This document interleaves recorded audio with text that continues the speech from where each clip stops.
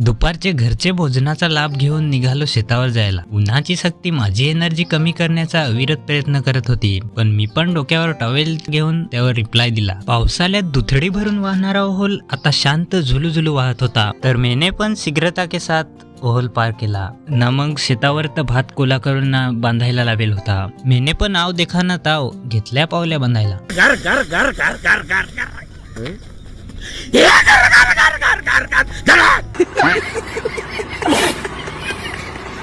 माझं बांधताना हाल पाहून एक बेलकड पण मदत करायला आलता। मग बाबान त्याला पकडला ना, मग ओहलात सोडून दिला। बांधून झाल्यावर थकान दूर करायला काकडीन मदत केली। हे झाडाला तुमच्याकडे काय सांगतात कमेंट करून सांगा बरं। आम्ही शेतातून पावल्या आणून रचून ठेवल्या न। सांज होत आली तर मी आई बाबाला सांगत होतो की चला बरं, शाम होने आई। तर ते सांगत होते की तू चल मैं आई। मग काय मी पण ओलात मस्त अंघोळ केली आणि झालो घराकडे रवाना। तुम्हाला माझ्याकडून दिवाळीच्या खूप साऱ्या शुभेच्छा। तुम्हाला आपलं मिनी ब्लॉग आवडत असतील तर फॉलो ना सबस्क्राईब करा ना।